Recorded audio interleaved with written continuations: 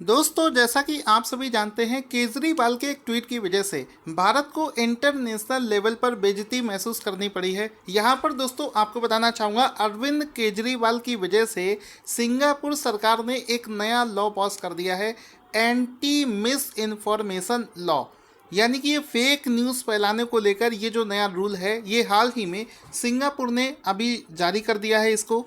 अब ये जो नया यहाँ पर पूरा मैटर आपको बताऊंगा, उससे पहले आप ये जानो कि सिंगापुर ने हाल ही में एक नया कानून लागू कर दिया है, जिसको बोलते हैं POFMA।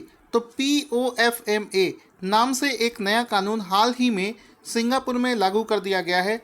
इस कानून का फुल फॉर्म होता है, P से मतलब हो गया protection from online falsehoods and manipulation. तो बेसिकली ये जो सिंगापुर का कानून है, ये फेक न्यूज़ फैलाने को लेकर है। इसमें क्या होगा वो मैं आपको बताऊंगा। सबसे पहले आप ये जानो कि सिंगापुर ने आखिर इस कानून को क्यों लागू किया है। यहाँ पर दोस्तों अरविंद केजरीवाल ने हाल ही में एक ट्वीट किया था, जिसमें उन्होंने बोला था कि सिंगापुर में आया कोरोना का नया रूप।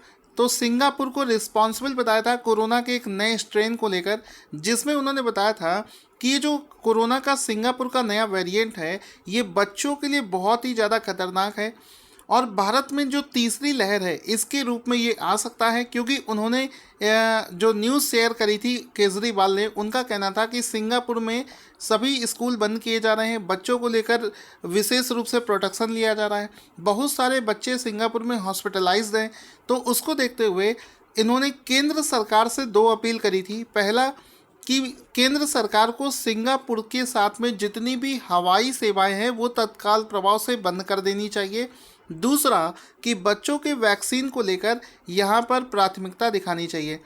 तो ये जो जैसे ही अरविंद केजरीवाल ने बिना कुछ जाने, बिना कुछ ज़्यादा डिटेल में चीज़ों को देखते हुए ये जो ट्वीट कर दिया, इस ट्वीट को लेकर सिंगापुर सरकार बहुत ज़्यादा नाराज़ हो गई थी। जिसके बाद में आपको याद होगा, इंडिया की तरफ से जितने भी बड़े बड़े ऑफिसर्स हैं, यानी कि चाहे वो विदेश मंत्री हो, चाहे वो विदेश मंत्रालय के प्रवक्ता ही क्यों ना हो, उन्होंने इस चीज़ को लिए सिंगापुर सरकार को सफाई देनी पड़ गई। जिसमें भारत के विदेश मंत्री ने कहा कि अरविंद केजरीवाल के पास में इतनी पावर नहीं है कि वो एज अ कंट्री, इंडिया के कंट्री के तरीके रिप्रेजेंट कर पाए। उनका ये व्यक्तिगत ट्वीट हो सकता है। यहाँ पर दोस्तों अरविंद केजरीवाल ने जो फॉल्स एलिगेशन लगाए हैं सिंगापुर के ऊपर, उसमें क्या कहा है, एक्चुअल में कोरोना वायरस का एक वेरिएंट है जो कि बहुत ही डेंजरस होता है, B.1.617। तो ये जो वेरिएंट है कोरोना वायरस का, ये बहुत ही ज़्यादा डेंजरस है और बच्चों के लिए भी ये डेंजरस है। तो सिंगापुर में इसी वेरिएंट की वजह से कुछ बच्चों को कोरोना हो गया था। लेकिन ये जो वेरिएंट है, इसको सिंगापुर वेरिएंट कहे जाने से सिंगापुर को दिक्कत हो रही है। क्योंकि जैसे ही ये ट्वीट अरविंद केजरीवाल ने किया था, इंडिया के जितने भी न्यूज़ चैनल हैं उन्होंने बहुत जल्दी से, बहुत तेज़ी से इसको कवर करना शुरू कर दिया और सभी सोशल मीडिया पर लोग इसके लिए वीडियोस बनाने लगे व ट्विटर पर इसको लोग कमेंट करने लगे कि एक नया वेरिएंट है जिसको सिंगापुर वेरिएंट बोला जाता है, वो बच्चों को बहुत ज़्यादा इफेक्ट कर रहा है। तो यहाँ पर सिंगापुर सरकार को ऐसा लगा कि ये जो वेरिएंट है, ये एक्चुअल में ये जो वेरिएंट है सबसे पहले अक्टूबर 2020 में भारत में पाया गया था। और इस वेरिएंट को सिंगापुर वेरिएंट के नाम से क्यों फेमस किया जा रहा है, तो इस चीज़ को लेकर सिंगापुर सरकार में आपत्ति जताई थी। बाद में अरविंद केजरीवाल के इसी झूठ के चलते इंडिया को अपनी तरफ से माफ़ी मांगना पड़ा है सिंगापुर से। सिंगापुर बराबर हमारी मदद करते रहा है, इसके बावजूद भी ये मिस इन्फॉर्मेशन की वजह से यहाँ पर डाउट हुआ है।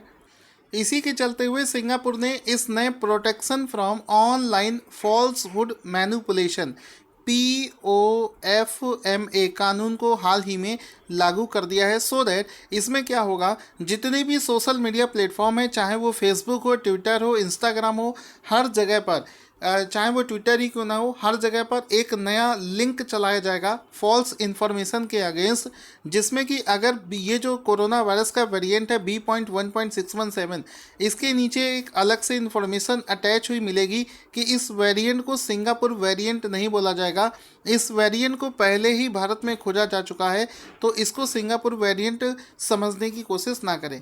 Thank you for watching this video.